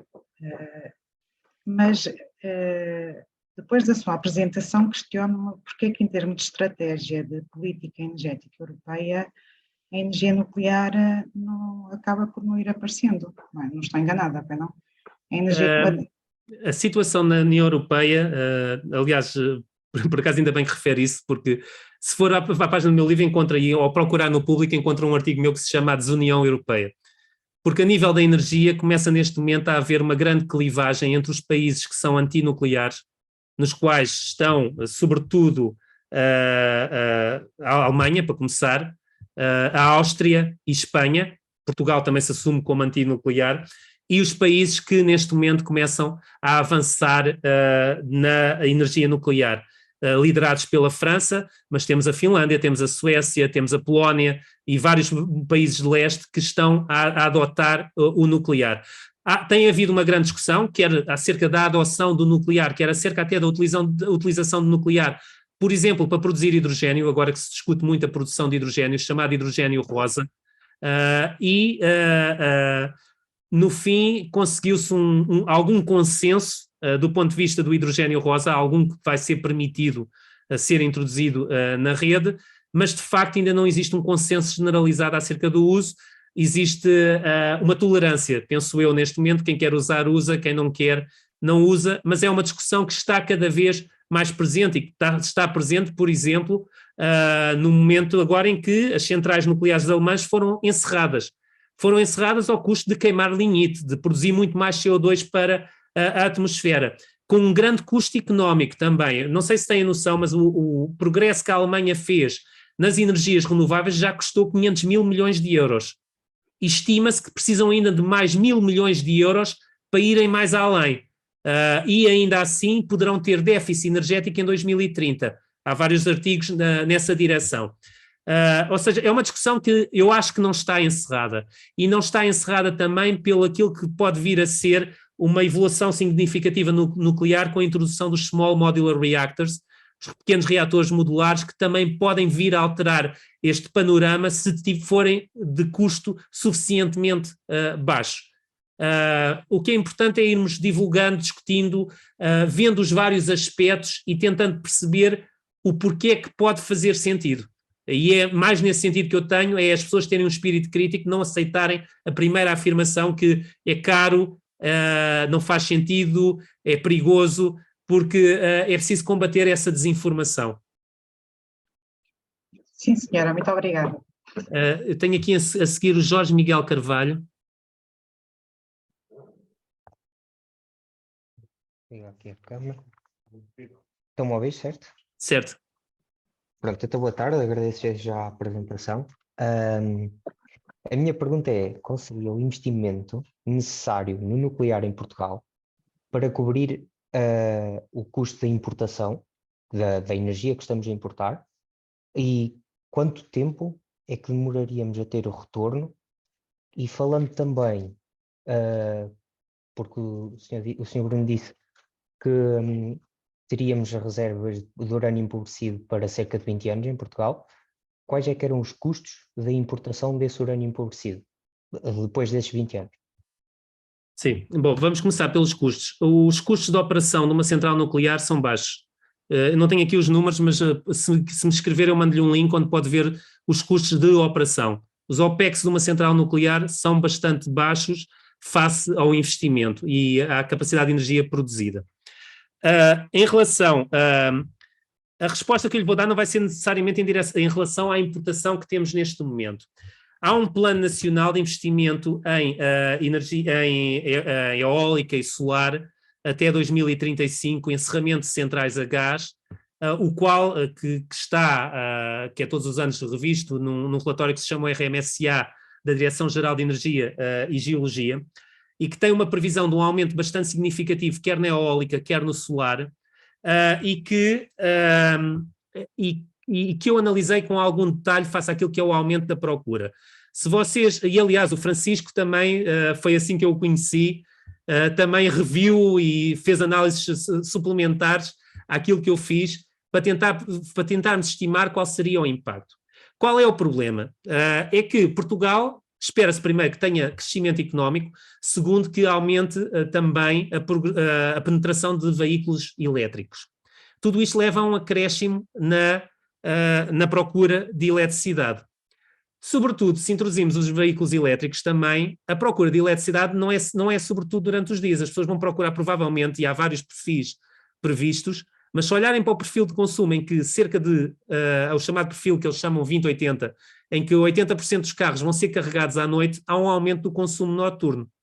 Ora, a energia solar produz durante o dia quando há sol. O vento produz quando há vento. Se nós considerarmos, e eu olhei para dados estatísticos desde 2015 até 2022, para estimar qual seria a produção, e se olharmos para isso, o que nós vamos ver é que, com aquilo que está previsto, que são cerca de 10 gigawatts de solar, 10 gigawatts de eólica, nós vamos ter um excesso de produção durante o dia, mas não havendo armazenagem, vamos ter um déficit de produção durante a noite. Aí isso pode ser problemático, significa que vamos ter ou importar, acreditando que os nossos vizinhos espanhóis estão disponíveis para importar, e é preciso não esquecer que os espanhóis disseram que vão encerrar as suas centrais nucleares até 2030. As centrais nucleares espanholas são 7,4 gigawatts que produzem de eletricidade, quase regularmente. Ou seja, podemos estar em maus lençóis. Eu fiz uma estimativa simples, que era, então vamos retirar algum deste solar e vamos ver se substituímos por uma central nuclear. E as coisas ficam muito mais balanceadas se nós tivermos até 2 gigawatts de nuclear, que pode produzir em contínuo, e reduzindo nas energias renováveis. Pronto, esse aspecto é importante. É preciso considerar, primeiro, o impacto do ponto de vista de produção. Há o segundo aspecto, que é o económico. O económico, as centrais nucleares, e muitas vezes, quando as pessoas dizem que são caras, vão buscar vários exemplos. Hinkley Point C, Olkiluoto 3 na Finlândia, ou Voigtl, desculpem, não consigo pronunciar, nos Estados Unidos, que são centrais que eram o chamado first of a kind e que tiveram custos bastante elevados de desenvolvimento. No entanto, por exemplo, os sul-coreanos construíram nos Emirados Árabes Unidos 4 reatores nucleares e o custo foi cerca de 6 mil milhões de euros por gigawatt de potência instalada. Estamos a falar de um custo dessa ordem de grandeza, se não embarcarmos num first of a kind. Obviamente as coisas às vezes podem correr mal, mas eu acho que era dessa gama que nós estaríamos a apontar 6 a 10 mil milhões de euros, não mais do que isso. Porquê é que pode fazer sentido, ainda que pareça caro? Porque quando nós consideramos, como eu já referi, os custos de sistema, e os custos totais de sistemas têm que considerar as redes o aumento da rede elétrica, por exemplo, há um artigo também do ano passado que podem ver que a REN está a pensar em aumentar a rede de alta tensão, muita alta tensão, ou de alta tensão, 1.500 quilómetros, só de rede, para conseguir fazer face ao aumento da procura. Todos esses investimentos também custam dinheiro. A necessidade de armazenamento e de centrais de backup também custa dinheiro. É isso que está contabilizado quando fazemos os Total System Costs. E foi isso que o Reino Unido, os Países Baixos, a Suíça consideraram, o exemplo que eu dei de Minnesota e mais sítios estão a fazer, que é, ao considerar os custos totais de sistemas, de facto, vale a pena considerar também a introdução do nuclear no mix. E é preciso fazer o estudo. Infelizmente, não houve atualmente o estudo feito em Portugal, nem considerado sequer qual é o impacto de todas as renováveis que nós estamos a planear introduzir. Não sei se respondi integralmente à sua questão. Respondeu sim, e agradeço já por isso, mas acabou por me surgir outra questão, é que nós, relativamente ao investimento das energias renováveis, aliás, e acho que comprovou pelo que disse, que o investimento no nuclear acaba por ser até mais viável do que nas renováveis, ou as chamadas energias verdes. Nós, Portugal, temos um grande apoio da União Europeia, cerca de 70%, 80%, em projetos de energia verde, como se chama, eólica, hídrica e solar. Isso acho que não é aplicável a projetos de energia nuclear. Por isso, um investimento de energia nuclear feita por Portugal teria que ser unicamente feita por Portugal. Portugal teria essa capacidade de investimento? É a minha questão. Essa resposta não sei responder. Já houve, em 2000 e poucos, interesses privados a quererem fazer esse investimento. Não houve vontade política para avançar. É algo que tem que se equacionar e tem que se ver exatamente qual é o custo e qual é o balanço adequado. É verdade que a União Europeia não tem sido muito favorável ao nuclear. Lá, já acederem que sim, aparecem em alguns documentos, não é mau, é um progresso bastante significativo, mas na realidade até mesmo a publicidade, não sei se vocês ouvem a rádio comercial, mas só viram em setembro e ouviram em março, havia um anúncio que quase parecia lavagem cerebral a dizer o futuro são as energias renováveis e pronto. Quase que dizia, eu sou contra a guerra, mas sou a favor das renováveis, luto pelo ambiente. Há uma tentativa de associar a luta pelo ambiente e a descarbonização integralmente às energias renováveis, que não me parece de todo correto. Do ponto de vista de investimento, obviamente o nuclear tem um forte investimento inicial. É aí também que o progresso que pode haver nos Small Modular Reactors pode ser interessante, porque o custo inicial será mais baixo, obviamente a potência também é mais baixa, mas permite um investimento escalonado, na medida em que nós já temos um reator em funcionamento a produzir e a dar dinheiro para começar a construir os seguintes. Ou seja, pode vir a permitir fasear. A desvantagem é que ainda, de momento, ainda é um first of a kind, que eu vos disse, não devíamos investir já. Mas há um aspecto importante, é que nós também não precisamos investir a correr, porque o nosso problema ocorre em 2035, porque em 2035 é que está, se for estendida, por exemplo, a central a gás tapada do Outeiro em 2030 até 2035, aí é que os problemas começam-se a agravar, porque quer nós, quer Espanha, prevemos fechar centrais a gás e Espanha prevê fechar centrais nucleares. E aí sim temos que ter uma solução em pleno funcionamento.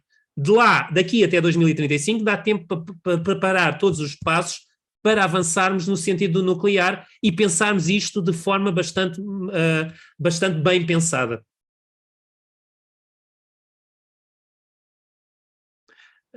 Tenho aqui o André Silva. Bom dia. Não sei, estão-me a ouvir? Sim, perfeitamente.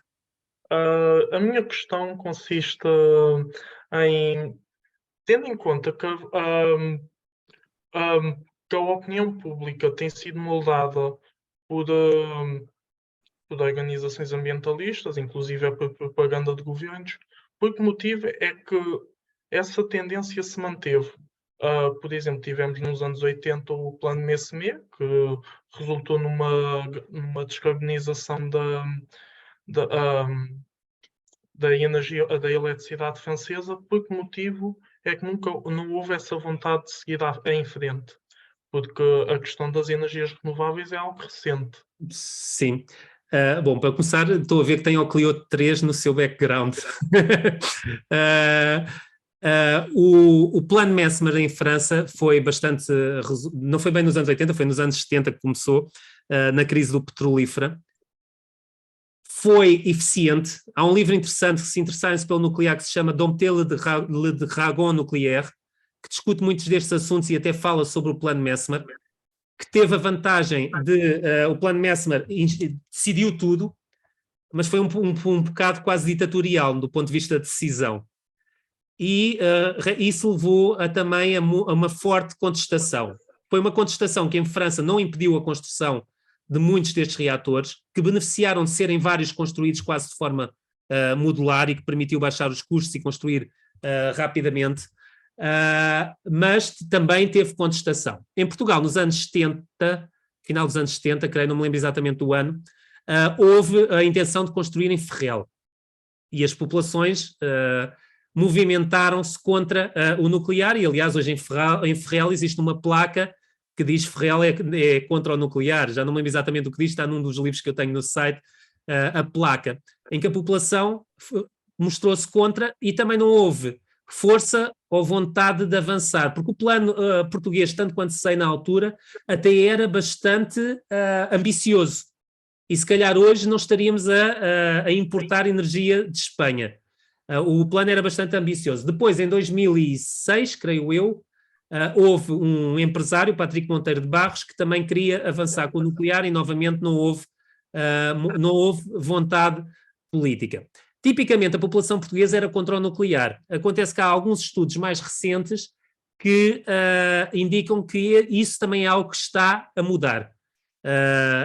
Infelizmente, quem tem feito o estudo é apenas uma organização, uma associação húngara que tem feito o estudo em vários países, que consultou 1000 pessoas, apesar de tudo é bastante relevante do ponto de vista estatístico, e que demonstra que a população portuguesa está a tornar-se mais pró-nuclear. Também na Alemanha está, na realidade, apesar de eles terem encerrados. E em muita da Europa, em muitos países europeus, está a avançar no sentido de serem mais pró-nuclear, porque as pessoas começam a estar mais informadas, mais conscientes do que estão a pagar, mais conscientes dos impactos, e à medida que vamos informando a população, e que se vai mantendo, informando a população, uma população mais educada e mais informada também consegue aferir melhor as suas decisões. Não quer dizer que não haja muitos contra, mas eu acho que passa por explicar. Passa por explicar, educar, demonstrar, criar confiança. É o chamado, está-me a faltar agora a palavra, mas há uma envolvente social que não pode ser desconsiderada. Nós não podemos impor, porque o que acontece e nós vemos hoje, há pessoas que se impõem e que impõe-se um aerogerador e há pessoas que são contra o aerogerador. ou contra as grandes centrais solares. Se calhar em alguns casos até têm razão, mas há sempre alguém que é contra. O que é importante é conseguir este apoio social e explicar às pessoas e conseguir que elas compreendam o porquê e os impactos. Não sei se respondi integralmente à sua pergunta. Sim, foi claro. Ok, muito obrigado. Há uma pergunta no chat, mas já lá vamos. Tenho aqui o Pedro Amaro, que já estava com a mão levantada. Olá, boa tarde. Eu sou docente aqui no ISEC também. Quero agradecer-lhe a excelente palestra com que nos presenteou. No meu caso, está claramente a pregar a um convertido. Portanto, eu trabalhei no CFN, aqui há 1000 anos, talvez. Ui, há muito tempo. Então, se foi CFN, já foi há muito tempo. Fui no CFN, foi há muito tempo. Ainda lá conheço algumas pessoas, mas de facto já foi há muito tempo. E, portanto, de facto, enfim, para além de ser engenheiro eletrotécnico, portanto, acho que nós temos uma perfeita noção de que sem energia voltamos mais ou menos assim à Idade Média, sem eletricidade voltamos à Idade Média, e portanto a questão que aqui se coloca é como é que conseguimos colocar aqui, enfim, transformar esta produção toda, ou alguma dela pelo menos, em nuclear. E falou aqui dos Small Modular Reactors, que me parece que é um conceito relativamente recente na forma como apareceu. Não sei, eu na altura não se falava nos small SMRs, não é? O que é que eles estão a fazer? Como é que eles resolvem questões como, por exemplo, a base que tem de sustentar o reator? Como é que eles estão a trabalhar em termos das pellets de urânio? Como é que eles estão a tentar resolver esse problema? Porque penso que é uma questão que se coloca nos small, que nos grandes não têm, não é? Eles simplesmente põem sapatas de botão por ali afora. E a ideia que eu tenho dos small modular reactors é que eles até os querem colocar dentro de caminhões, não é? Portanto, fazer aquilo, coisa mesmo pequena, mesmo... não sei se é este o conceito, como é que... Bom, na realidade há SMRs para todo o gosto e variedade. Há muitos que usam combustível, há alguns que usam combustível similar aos reatores atuais. Há, por exemplo, uma empresa que é a Lest Energy, que a ideia é um reator de água pressurizada e similar a um reator de grandes dimensões, mas que o que vão fazer, e a grande vantagem é que vão conseguir construir em série, porque conseguem construir, não precisam ser construídos localmente, conseguem construir as cubas, etc., tudo em oficina e ser transportado. Isso é uma grande vantagem, é uma espécie de IKEA dos reatores, e muitos deles assentam nesta ideia da produção em série, tipo IKEA, e que se consegue transportar já tudo produzido numa fábrica preparada para o efeito. Alguns deles usam, como eu disse, combustíveis similares aos atuais, também precisam de edifícios, mas edifícios menores. Esse, por exemplo, que eu referi, a Lest Energy, que é bastante interessante, por exemplo, nem sequer prevê arrefecimento, o arrefecimento total à água. Tem um arrefecimento com sistemas tipo de ar-condicionado para libertar o arrefecimento. Estamos a falar de reatores de baixa potência. Baixa potência, claro. A ideia é ser mais distribuído, ou de muito baixa potência, mas vários distribuídos, mas baratos. Existem outros que é um pouco mais complicado, por exemplo, usam o chamado High Assay Enriched Uranium, que é urânio ainda empobrecido, mas já há cerca de 17-19%, que não existe ainda muito mercado, muita produção, mas que irão usar e que têm menos ciclos de, por exemplo, de reabastecimento, mas todos eles têm que ter paredes de contenção, atenção, muitos deles a produção é tão baixa que os neutrões poderão ser contidos numa superfície pequena. Depende muito dos designs. Existem outros a considerar outros designs, mas no fim a segurança nuclear tem que ser assegurada. O que eles são é, por tendo menos produção, menos combustível, muitos deles esperam conseguir, por exemplo, produzir menos resíduos, ou conseguirem operar por períodos longos, e só depois serem substituído o combustível e ser feito o tratamento, em vez de estarem continuamente a ser reduzidos. A vantagem é o custo do ponto de vista de investimento inicial. a distribuição, o poderem ser distribuídos, que hoje em dia também é mais o paradigma da rede, não é? Que é a produção distribuída, também ajuda. Estamos a falar de centros produtores que é 100 megawatts ou coisa assim do género, não é? Não Sim, pode ser. Eu pessoalmente acho que não devemos ir para muito distribuída, porque como já vos disse, redes distribuídas têm custos. E têm custos de implantação. Mas sim, mas podem estar vários reatores juntos. Tem uma vantagem, por exemplo, ao nível da redundância. Enquanto um reator grande, se tem um problema para o reator todo, se tivermos vários pequenos, o ponto de vista de redundância é bastante mais eficiente. Ou seja, há reatores, e atenção, há uma coisa aí que disse que é os reatores, agora fala-se de SMRs. Os SMRs já existiam, estão nos submarinos, estão nos porta-aviões. O que não existiam era o uso, ou não estava tão pensado no uso, porque havia uma produção centrada em grandes centros eletroprodutores. Foi isso que mudou, sobretudo. Hoje em dia há uma mudança de paradigma e as pessoas começaram a pensar, obviamente, construir em maior quantidade, mas em série é muito mais, ou pode ser muito mais eficiente. Mas atenção, é preciso ver se estes reatores todos vão funcionar, se são económicos, se efetivamente comprovam. Por isso é que eu também digo, também não podemos embarcar já no SMR.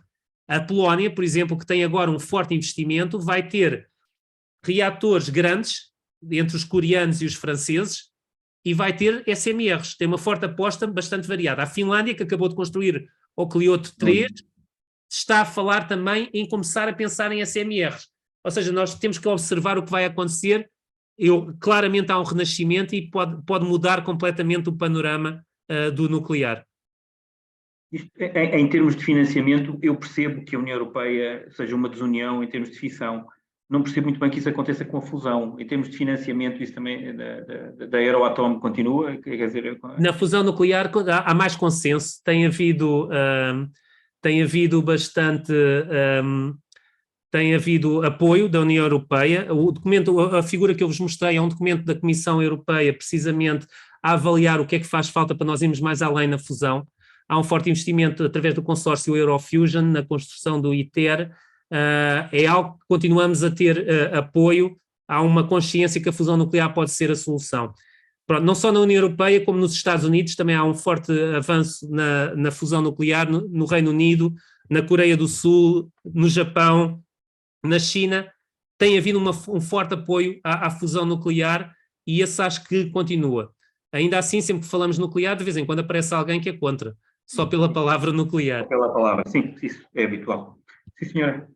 Okay. Há aqui uma pergunta do José Nepomuceno, peço desculpa se não souber pronunciar. Qual é o motivo para a Espanha fechar as centrais nucleares? Eu acho que é sobretudo político, é uma decisão política, é a crença política que é o que a população quer, provavelmente. Ou um conjunto de políticos que acham que sabem o que pode ser melhor para o país. O que é um facto é que as centrais nucleares em Espanha têm funcionado bastante regularmente, produzem 7,4 gigawatts quase regularmente e sem grandes falhas, e de forma segura, e têm dado muito jeito para manter também uma baixa produção de CO2 na Península Ibérica. Não sei se há mais alguma pergunta. Não hesitem em contactar-me se quiserem, se tiverem dúvidas. Não hesitem em fazer download do meu livro. Eu também estou no LinkedIn, sobretudo no LinkedIn que tenho publicado muitas discussões acerca deste tema da energia, para além daquilo que é a fusão nuclear. No LinkedIn tenho publicado muitas destas coisas. Se me quiserem seguir, de vez em quando eu escrevo umas coisas, por isso umas mais, outras menos interessantes, mas que podem também ver algumas simulações que fiz também, no sentido de tentar perceber se o nuclear faz ou não sentido para Portugal, e pronto, acho que é importante sobretudo a discussão, a informação. Temos aqui uma pergunta da Anabela. Eu já agora gostaria de ter a sua opinião, porque estamos a falar em 2035, o fecho das centrais a gás natural, não é? Neste momento são as centrais que fazem de alguma forma a nivelização, não é, das renováveis, certo? Nós temos que ter, principalmente na eólica, não é, que é tão intermitente e portanto, em frações de segundos podemos deixar de ter uma determinada potência disponível e depois tem que entrar as centrais de Albufeira, não é? Mas isso, se tivermos um ano seco, é uma chatice, não é? Fora isso, temos então as centrais de gás natural, ou então a dita importação de Espanha, que depois também temos este problema, então de Espanha também vir a fechar a nuclear. Acha que isto em 12 anos nós conseguimos, em termos de toda a infraestrutura, toda esta parte de, porque depois termos de ter armazenamento de energia, não é? Parece-me a mim que também só o armazenamento de baterias de todo não é a solução. Acha que isto é viável? Porque a intermitência, não é? Portanto, nós, a parte da hídrica é muito bom se tivermos chuva, não é? Porque a Grande Albufeira compensa, não é? Entre aspas, os buracos da eólica, não é? Portanto, a fotovoltaica, portanto, se a fotovoltaica é mais previsível, mas efetivamente haverá aqui uma grande instabilidade. Sim, há vários problemas associados. O parte do que fala da estabilização da rede passa pela introdução de inércia, e inércia é motores a girar, por exemplo, para estabilizar a frequência da rede e a capacidade de reagir rapidamente a perturbações, e a rede não é assim tão... É muito fácil a rede ir abaixo por variações de frequência. Aliás, creio que foi o ano passado que houve um incêndio em França que deitou abaixo parte da ligação com Espanha e que apagou grande parte de Espanha e parte de Portugal, só porque houve uma variação na frequência na frequência da rede. Começou tudo a desligar sucessivamente. A alternativa 1 é o armazenamento com baterias. Muita gente acredita que vai existir, mas se nós começarmos a ver o custo das baterias e a quantidade de baterias necessárias, é só fazer contas e rapidamente quem faz as contas rapidamente começa a ver que isto se calhar não é fácil. Não é fácil manter horas sem energia. Falou aí da eólica. Eu, por exemplo, fiz um gráfico há pouco tempo que era quanto tempo é que é na Alemanha existe o chamado Dunkelflaut, que é aquele período no inverno em que falta sol e falta vento, que na Alemanha chega a durar 2 semanas em que não há nada. É muito baixo em termos de produção.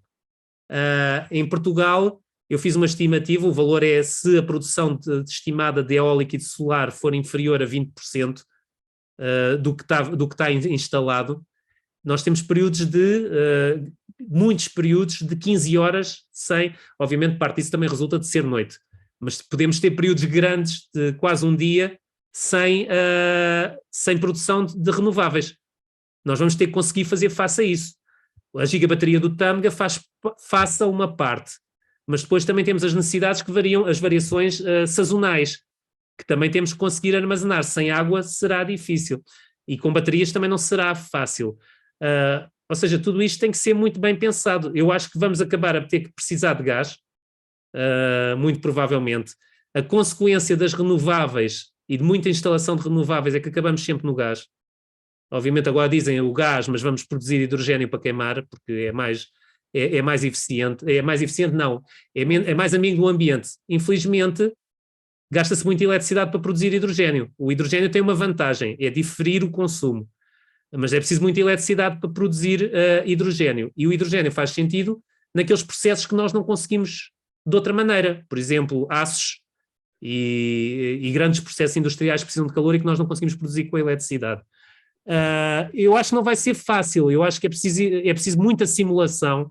É aqui que também entra muita simulação em consideração do que é que pode acontecer para dar recomendações aos políticos e aos decisores, que eu não sei se estão a receber essas simulações, para além do vamos fazer, e pronto, e a decisão de vamos fazer. Eu não tenho visto muitas simulações, se calhar existem. Existem alguns avisos, por exemplo, no RMSA, no documento que eu referi, o último já tem alguns avisos de possibilidade de haver falhas no fornecimento e de risco ao fornecimento. Eu acho que temos que começar a pensar mais no assunto. Se calhar é a academia, como nós, vocês, temos que começar a fazer umas contas e a começar a alertar, que é, na prática é isso que tenho tentado fazer, e discutir o assunto e tentar alertar mais gente para pensar no assunto. Porque em termos de tempo, se nós optássemos pela nuclear, vamos imaginar, não é? em termos estratégicos para Portugal. Então, quanto tempo é que demoraríamos mais ou menos a termos aqui vamos imaginar uma central nuclear para substituir uma das centrais de carvão que nós tínhamos, de implementação, mais ou menos. O substituir a central de carvão tem uma vantagem, a parte da infraestrutura já lá está, para começar. Faz sentido, por exemplo, pôr uma central nuclear numa central de carvão desativada. E há países que o estão a fazer e a pôr SMRs, etc., nessas centrais. O tempo, bom, desde logo precisávamos de legislação, precisávamos da Autoridade de Segurança Nuclear, etc., cerca de 3 anos. O exemplo que eu tenho é o exemplo da Estónia. Eu não sei se consigo recuperar rapidamente o gráfico, deixem-me cá ver se eu vos consigo mostrar o gráfico. Cerca de 3 anos poderia dar, eu acho que consigo, que está num artigo no LinkedIn. Deem-me só 1 minuto, já agora, já que estamos a discutir este assunto, que vale a pena ver o gráfico, porque o exemplo da Estónia, de alguma forma, eles já estão a considerar, eles já pensaram um pouco nisso. Bruno, enquanto procura o Sim, certo. gráfico, diga-me, em termos de opinião pública, os exemplos que nos são mais familiares, por exemplo, Espanha, Alemanha, eles ao começarem a querer encerrar ou a ameaçar que vão encerrar, são exemplos que para nós são mais queridos do que exemplos, por exemplo, da Europa do Leste, que não nos dizem tanto. E o que eu pergunto é, com a dificuldade que nós vemos, lá está, porque as pessoas não estão elucidadas para os prós e para os contras de todas estas tecnologias, todas estas alternativas, até que ponto é que nós, independentemente agora de conseguirmos ver que se conseguiria pôr um reator mais ou menos em poucos anos a funcionar, mas obviamente tem que haver primeiro aquele processo de a opinião pública, a sociedade civil, de alguma forma estar aberta a essa opção. E eu sou um bocado cético até que ponto, outros exemplos temos tido, desde a ferrovia, desde os aeroportos e por aí fora, até que ponto é que nós conseguiríamos rapidamente dinamizar, independentemente de começarem a aparecer mais estudos como os que o Bruno tem desenvolvido e outros, a demonstrar, como aliás demonstrou e bem. Eu tinha também algum ceticismo, para lhe ser sincero, relativamente não a estes aspectos da descarbonização, da segurança, do abastecimento energético, etc., que isso estão mais do que estabelecidos. Mas, por exemplo, relativamente, quando mostrou ali um estudo, que eu já não sei se era dos Estados Unidos, em termos de ciclo de vida, contando todas as aplicações em termos de saúde humana, e estavam lá aqueles DALIs, aquelas unidades esquisitas, certo. Precisamente o nuclear continua a parecer favorável, ou seja, mesmo em termos de toxicidades e outros aspectos aos quais seria mais cético, aparentemente, claro, poderíamos às tantas ir procurar outros estudos que não mostrarão exatamente os mesmos valores. Mas, independentemente disso, até que ponto é que se consegue que a sociedade civil, de alguma forma, ficasse aberta e de que forma é que conseguiríamos impor ou ajudar os decisores políticos a começarem, de alguma forma, a enviesar o pensamento e a abrir também perspectivas para estas opções? Bom, infelizmente aí não tenho uma resposta. Por acaso o artigo que eu fui buscar, que eu escrevi no LinkedIn, chama-se Energia Nuclear, Oportunidade e Competência. E já não me lembro, espera aí, desculpem lá, oportunidade e competência, precisamente porque foi tentar refletir algumas dessas coisas, em particular a oportunidade, que é o tempo. Não sei se estão a ver um gráfico da IAEA que está aqui, que tem as fases para a implementação de um primeiro reator nuclear. Este gráfico veio de um documento da Estónia, da Letónia, não me lembro qual deles é, mas que eles estavam a considerar o que é que precisavam fazer. A primeira fase é uma decisão para lançar um programa nuclear, demora cerca de 3 anos. Uma fase 2, que é preparar os contratos, a construção e todos os planos e as decisões políticas, também cerca de 3 anos. E a fase 3, que é a implementação e a construção, etc., e o commissioning, eles apontam para cerca de 4, 5 anos. Os 4, 5 anos, em princípio, não tem sido a norma na Europa, mas 4, 5 anos, 5 a 6 anos, por exemplo, nos Emirados Árabes Unidos foi possível, no Japão era quase regular, aliás eu posso mostrar um gráfico do tempo de construção em vários países, mas se nós olharmos para isto, reparem que nós até temos alguma margem, se começássemos hoje, para antes de 2035 ter um primeiro reator nuclear. Mas é desta margem que estamos a falar. É todo este processo que aqui está representado desde uma decisão política. Obviamente, em Portugal nós conseguimos discutir tudo até ao infinito. O exemplo que vão sempre buscar é o aeroporto, o TGV, etc. Tem que haver uma decisão e tem que haver uma estratégia, que é o outro aspecto. Uma estratégia não é tomar uma decisão, é tomar uma decisão com um plano e um plano de concretização. E é isso que muitas vezes tem faltado em Portugal. Agora, possível isto são os dados e as milestones da IAEA. Mas é preciso vontade, muito trabalho, muita formação, criar competências, que é o outro aspecto que eu reflito aqui, que também é importante. Já agora, em termos de construção, o que estão aqui são os anos de construção em função da potência dos reatores. A potência dos reatores também tem um aspecto que também afeta o tempo de construção. E temos aqui para vários países, em particular temos aqui o Japão, conseguiu anos sempre inferiores a 3 anos. Hoje em dia, quando eles retomarem o programa nuclear, não sei se conseguem ainda ao mesmo imediatamente, mas conseguem. Em França temos aqui vários reatores que demoraram, em particular temos Flamanville, que demorou bastante tempo. Depois temos aqui os mais recentes da China, que estão também aqui à volta dos 5, 6 anos. Aqui não tem os Emirados Árabes Unidos, os sul-coreanos, que também estão aqui em baixo, reparem, é um reator específico, um desenho consolidado, também estão à volta dos 4, 5 anos, ou seja, não é impossível, mas é preciso muita vontade e muita estratégia. Esse é o aspecto importante a considerar.